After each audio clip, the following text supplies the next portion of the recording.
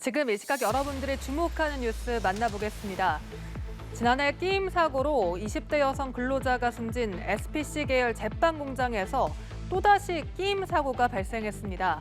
이번엔 성남에 있는 공장에서 발생했는데 사고를 당한 50대 여성 근로자는 위독합니다. 강창구 기자입니다. 지난해 근로자 사망과 잇단 부상 사고가 발생한 SPC 계열 제빵 공장에서 또다시 끼임 사고가 발생했습니다. 이번엔 성남시 중원구에 있는 샤니 제빵 공장입니다. 빵 반죽 기계에서 일하던 50대 여성 근로자가 이동식 리프트와 설비 사이에 끼인 겁니다. 신고를 받고 출동한 소방당국은 30여 분 만에 환자를 병원으로 옮겼으나 중태입니다. 경찰은 당시 2인 1조로 작업을 진행했는데 다른 작업자가 A씨의 안전 상태를 제대로 확인하지 않고 작동 버튼을 눌러 사고가 난 것으로 추정된다고 밝혔습니다. 경찰은 공장 관계자를 대상으로 안전수칙 준수 여부 등을 조사해 혐의점이 확인되면 입건할 방침입니다.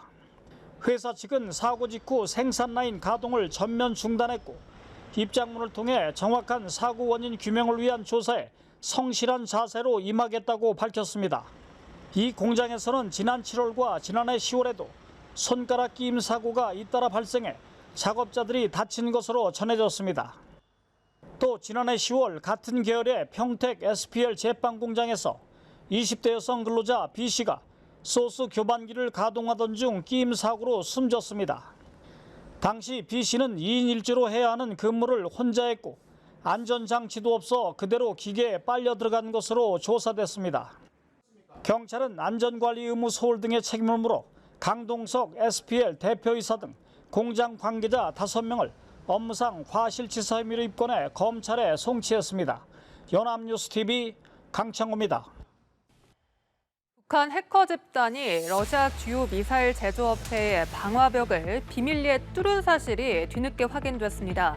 이렇게 훔친 최첨단 기술을 이용해서 이 대륙간 탄도미사일을 개발한 건 아닌지 의심이 드는데요.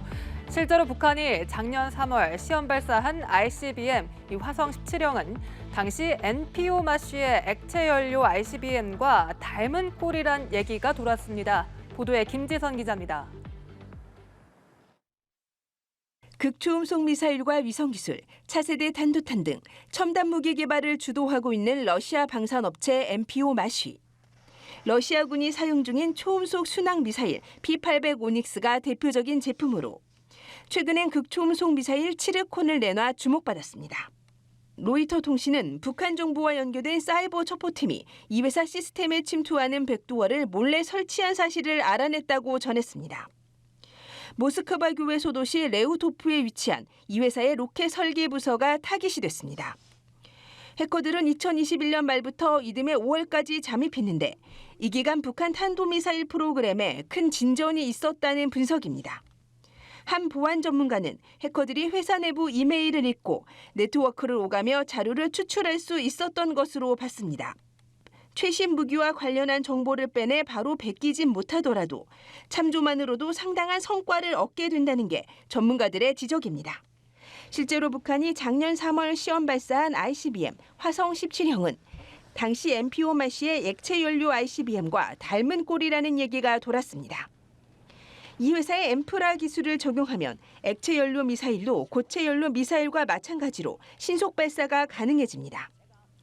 제프리 루이스 미들버그 국지학연구소 동아시아 비확산 프로그램 소장은 북한은 재작년 말 엠프라를 하고 있다고 밝혔다며 NPO 마쉬가 그들에게 유용한 것을 지니고 있었다면 그게 해킹 표적의 목록 맨 위에 있었을 것이라고 전했습니다.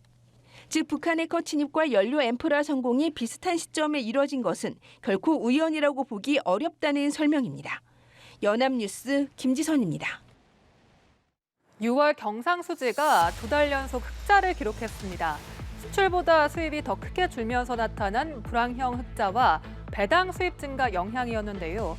당초 적자를 예측했던 이 상반기 경상수지도 흑자로 잠정 집계됐습니다.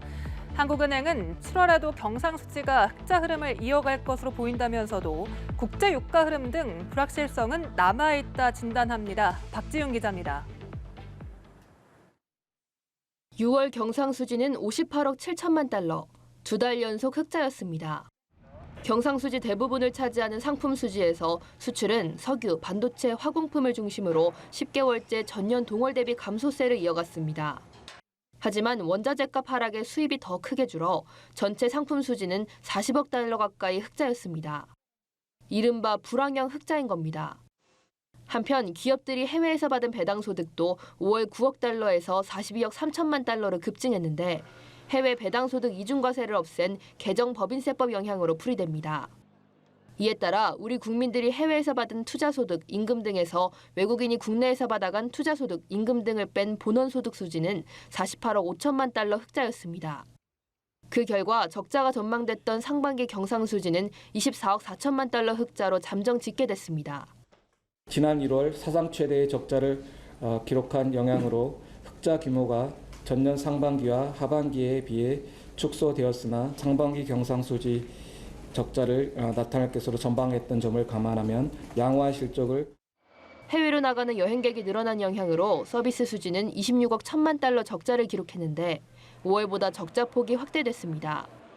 한국은행은 7월에도 경상수지가 흑자 흐름을 이어갈 것으로 보인다면서도 국제 유가 흐름과 주요국 경제 회복 속도, IT 경기 개선 시점 등 불확실성은 남아있다고 진단했습니다.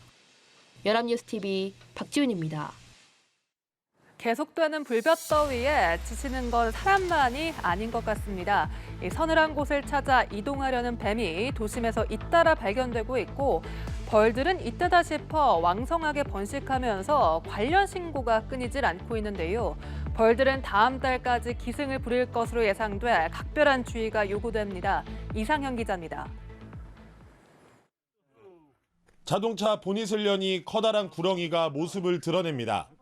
구조대원들도 그 크기에 혀를 내두릅니다. 기다란 집게로 잡아 꺼내보려 하지만 쉽지 않습니다. 예. 아, 안에 꼬고 있어. 잠깐만. 쥐고 있어, 쥐고. 쥐게 하나 더 가져, 빨리. 있어. 집어. 잡고 있어. 이달 초 대전의 한 공원에서 뱀이 발견됐고 인천에서도 산책하던 반려견이 뱀에 물리는 등 도심 속 뱀 출몰이 잇따르고 있습니다. 무더운 날씨에 뱀들이 서늘한 곳을 찾아 이동하면서 공원이나 호수 인근 산책로 등에서 발견되는 겁니다. 파충류니까 온도 변화에 굉장히 민감한 편이고 사실 30도가 넘어가는 그런 고온에는 파충류들 같은 경우 오히려 더 탈진할 수가 있어요. 번식기를 맞은 말벌들도 폭염 속에서 기승을 부리고 있습니다. 지난달 전국에서 벌에 쏘여 병원에 이송된 사람은 1,400여 명. 벌집 제거를 위한 소방 출동 건수도 4만 5천 건이 넘습니다. 뱀과 마찬가지로 모여있는 벌을 발견할 경우에도 즉시 119에 신고해야 합니다. 벌집을 발견하셨을 때는 자세를 낮추시고 신속하게 탈출을 하시면 되고 벌집을 만약에 접촉을 하시게 되면은 머리를 감싸신 다음에 20m가량을 신속하게 탈출하시면 됩니다. 북상하는 태풍에 무더위는 한풀 꺾일 전망이지만 벌들은 다음 달까지 기승을 부릴 것으로 예상돼 각별한 주의가 요구됩니다. 연합뉴스 TV 이상현입니다.